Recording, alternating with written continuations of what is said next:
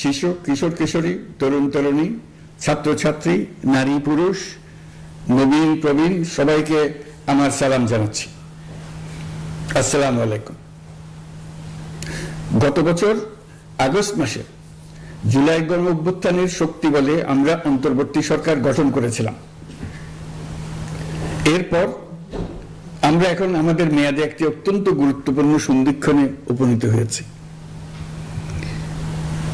আমাদের সরকারের উপর ন্যস্ত দায়িত্ব ছিল মূলত তিনটি: হত্যাকাণ্ডের বিচার করা, একটি জবাবদিহিমূলক ও কার্যকর গণতান্ত্রিক ব্যবস্থায় উত্তরণের জন্য প্রয়োজনীয় সংস্কারের আয়োজন করা এবং সুষ্ঠু নির্বাচনের মাধ্যমে নির্বাচিত সরকারের কাছে ক্ষমতা হস্তান্তর করা। আমরা জুলাই গণ অভ্যুত্থানকালে তৎকালীন ফ্যাসিস্ট সরকারের নির্দেশে সংগঠিত হত্যাকাণ্ডের বিচার কাজ এগিয়ে নিয়ে যাচ্ছি। এই বিচারের উদ্দেশ্যে গঠিত আন্তর্জাতিক অপরাধ ট্রাইব্যুনাল তাদের প্রথম রায় শীঘ্রই দিতে যাচ্ছে। ট্রাইব্যুনালে আরো কয়েকটি মামলার বিচার চূড়ান্ত পর্যায়ে রয়েছে। সাধারণ ফৌজদারি আদালতগুলোতেও জুলাই হত্যাকাণ্ড সম্পর্কিত কিছু বিচার কাজ শুরু হয়েছে। আমরা একই সাথে দেশের ইতিহাসে প্রথমবারের মতো গুমের মতো নৃশংস অপরাধের বিচার কাজ শুরু করেছে। আমি আনন্দের সঙ্গে আপনাদের জানাতে চাই যে সংস্কারের ক্ষেত্রেও আমরা ব্যাপক অগ্রগতি অর্জন করেছি। অন্তর্বর্তী সরকার নিজ উদ্যোগে বা বিভিন্ন সংস্কার কমিশনের প্রস্তাবের ভিত্তিতে অনেক গুরুত্বপূর্ণ সংস্কারের কাজ সম্পন্ন করেছে। কিছু প্রস্তাবিত সংস্কারের কাজ এখনো চলমান আছে। অধ্যাদেশের মাধ্যমে বা বিদ্যমান আইন সংশোধন করে বিচার বিভাগের স্বাধীনতা, বিচার ব্যবস্থাপনা, আর্থিক খাতে স্বচ্ছতা, প্রাতিষ্ঠানিক সক্ষমতা বৃদ্ধি, ডিজিটালাইজেশন সম্প্রসারণ ও দুর্নীতি প্রতিরোধে বিভিন্ন সংস্কার সম্পন্ন করা হয়েছে। ভবিষ্যতে সুশাসনের জন্য এসব সংস্কার বড় ভূমিকা রাখবে বলে আমরা মনে করি। আশা করি আগামী নির্বাচিত সরকার সংসদে আলাপ আলোচনার মাধ্যমে এইসব সংস্কার গ্রহণ করবে। আমাদের আরেকটি গুরু দায়িত্ব হচ্ছে সুষ্ঠু নির্বাচন অনুষ্ঠান। আমি ঘোষণা করেছি যে আগামী ফেব্রুয়ারির প্রথমার্ধে জাতীয় সংসদ নির্বাচন অনুষ্ঠিত হতে যাচ্ছে। এই নির্বাচন উৎসব মুখর, অংশগ্রহণমূলক ও সুষ্ঠুভাবে অনুষ্ঠানের জন্য আমরা সব প্রস্তুতি গ্রহণ করছি। আমাদের উপর অর্পিত দায়িত্ব আমরা সঠিকভাবে পালন করার জন্য সর্বাত্মক চেষ্টা করে যাচ্ছি। প্রিয় দেশবাসী, রাষ্ট্র কাঠামো সংস্কারের প্রস্তাব তৈরির লক্ষ্যে জাতীয় ঐকমত্য কমিশন নিরলসভাবে গত প্রায় 9 মাস ধরে কাজ করেছে। এই সময় কমিশন জুলাই গণ অভ্যুত্থানে অংশগ্রহণকারী রাজনৈতিক দলের প্রতিনিধিদের সঙ্গে দীর্ঘ আলাপ আলোচনা করেছে। অত্যন্ত সৌহার্দ্যপূর্ণ পরিবেশে ধৈর্য সহকারে রাজনৈতিক দলগুলো কমিশন কর্তৃক উত্থাপিত বিভিন্ন সংস্কার প্রস্তাব নিয়ে যুক্তিতর্ক উপস্থাপন করেছেন। মতের পার্থক্য থাকলেও তা কমিয়ে আনার চেষ্টা করেছেন। অনেক বিষয়ে ঐকমত্যে আসতে পেরেছেন। দেশবাসী সরাসরি সম্প্রচারের মাধ্যমে এই পুরো কার্যক্রম দেখতে পেরেছেন। এটি বাংলাদেশের রাজনীতির ক্ষেত্রে তো বটেই, পৃথিবীর অনেক দেশের জন্য এক অভূতপূর্ব ঘটনা। এটি ভবিষ্যৎ রাজনীতির জন্য আশাব্যঞ্জক। আমি ঐকমত্য কমিশনের সদস্যদের এবং রাজনৈতিক দলগুলোর নেতৃবৃন্দকে গণতান্ত্রিক চর্চার এই অসাধারণ আয়োজনকে সফল করার জন্য আবারও আন্তরিক ধন্যবাদ জানাচ্ছি। ঐকমত্য কমিশনের প্রণীত জুলাই সনদে সংবিধান বিষয়ক 30টি গুরুত্বপূর্ণ সংস্কার প্রস্তাবে রাজনৈতিক দলগুলোর মধ্যে ঐকমত্য তৈরি হয়েছে। এটি একটি ঐতিহাসিক অর্জন। কিছু প্রস্তাবে সামান্য ভিন্নমত আছে, বাকি অল্প কিছু প্রস্তাবে আপাত দৃষ্টিতে মনে হয় অনেক দূরত্ব আছে, যা গণতান্ত্রিক প্রক্রিয়ায় অস্বাভাবিক কিছু না। তবে খতিয়ে দেখলে দেখা যায় যে এসব প্রস্তাবগুলোর ক্ষেত্রেও আসলে মতভিন্নতা খুব গভীর নয়। কেউ সংস্কারটা সংবিধানে করতে চেয়েছেন, কেউ আইনের মাধ্যমে করতে চেয়েছেন, কিন্তু সংস্কারের প্রয়োজনীয়তা নীতি ও লক্ষ্য নিয়ে কারোর মধ্যে মতভেদ নেই। কাজেই রাজনৈতিক দলগুলোর প্রকাশ্য বক্তব্য যতখানি পরস্পর বিরোধী অবস্থানে আছে বলে মনে হয়, জুলাই সনদ সঠিকভাবে বিশ্লেষণ করলে ততখানি মত পার্থক্য দেখা যায় না। এটি আমাদের অনন্য অর্জন। এতে জাতি এগিয়ে যেতে সাহসী হয়।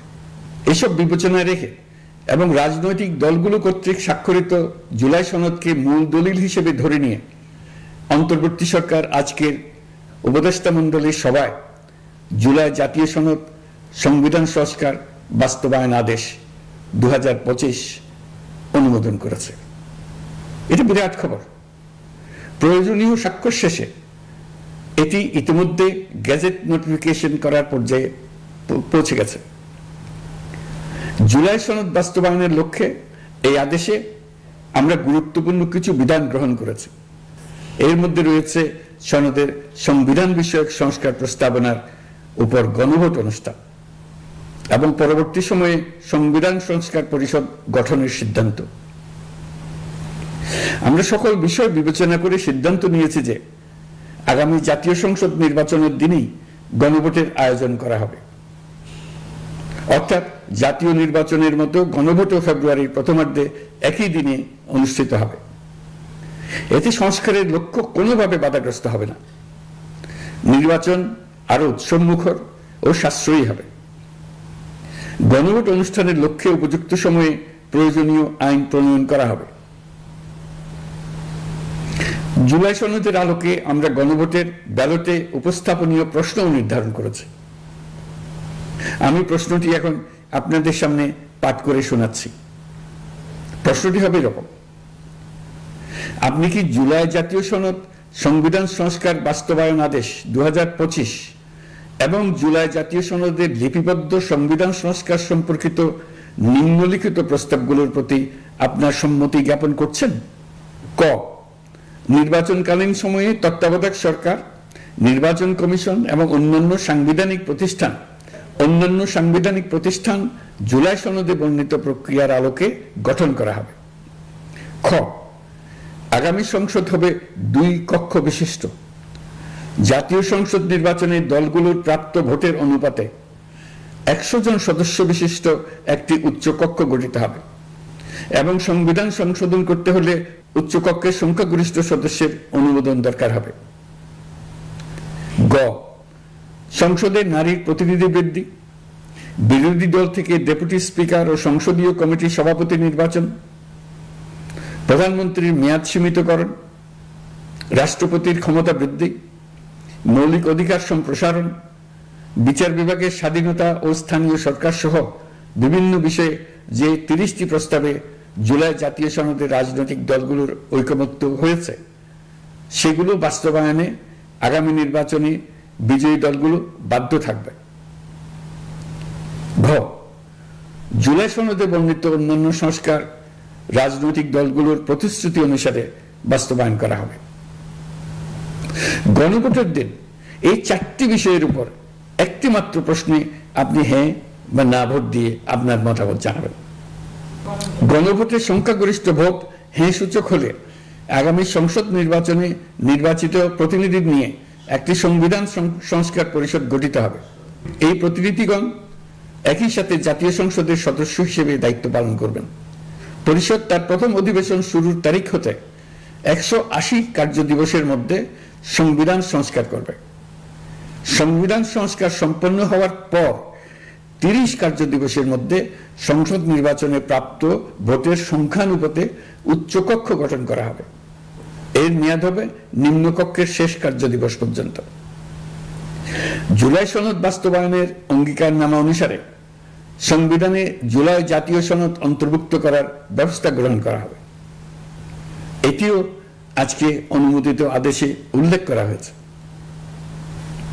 প্রিয় দেশবাসী, অভ্যুত্থানের পর দায়িত্ব গ্রহণ করে অর্থনীতিকে গভীর গহ্বর থেকে উদ্ধার করা ছিল আমাদের জন্য একটা বিরাট চ্যালেঞ্জ। গত 15 মাসে আমরা সেই চ্যালেঞ্জ উতরাতে সক্ষম হয়েছে। রপ্তানি, বৈদেশিক বিনিয়োগ ও রিজার্ভ সহ অর্থনীতির সবগুলো সূচকে দেশ ইতিবাচক ধারায় ফিরেছে।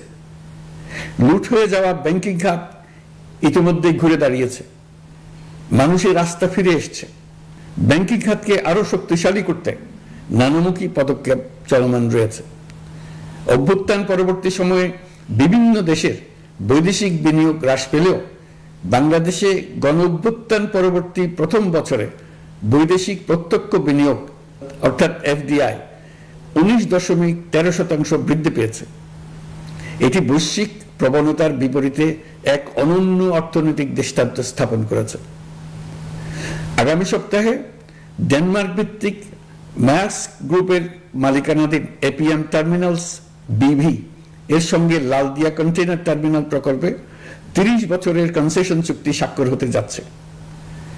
এই চুক্তির আওতায় ইউরোপীয় এই কোম্পানি 550 মিলিয়ন মার্কিন ডলার বিনিয়োগ করবে। এটি এই যাবৎকালে বাংলাদেশে ইউরোপের সর্বোচ্চ একক বিনিয়োগ। লালদিয়া হবে দেশের প্রথম বিশ্বমানের গ্রিন পোর্ট।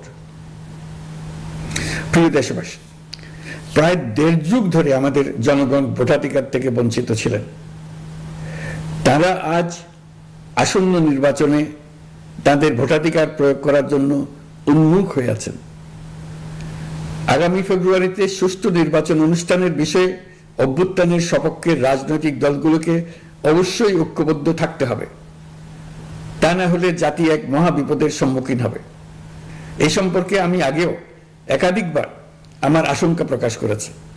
ফ্যাসিবাদের বিরুদ্ধে 2024-এর জুলাইয়ে মৃত্যুর মুখোমুখি শির উঁচু করে দাঁড়িয়ে দেশবাসী যে ঐক্য গড়ে তুলেছিল, আমরা জীবিতরা যেন অল্প স্বল্প ভিন্নমত ও লঘু বিবাদে জড়িয়ে তার মর্যাদা ক্ষুণ্ণ না করি।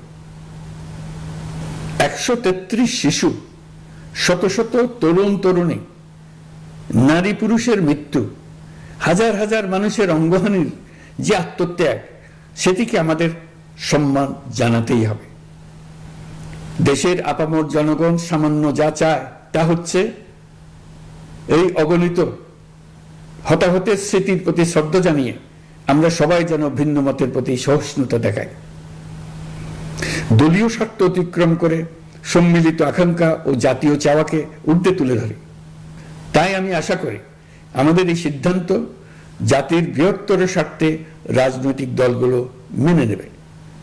একটি উৎসবমুখর জাতীয় নির্বাচনের দিকে জাতি এগিয়ে যাবে। এর মাধ্যমে আমরা নতুন বাংলাদেশে প্রবেশ করব। আমরা নতুন বাংলাদেশ গড়ার দ্বার প্রান্তে এসে পৌঁছলাম। মহান আল্লাহ আমাদের সহায় হন। আমাদের আশা মহান আল্লাহ পূরণ করুন। আল্লাহ হাফেজ। সবাইকে ধন্যবাদ।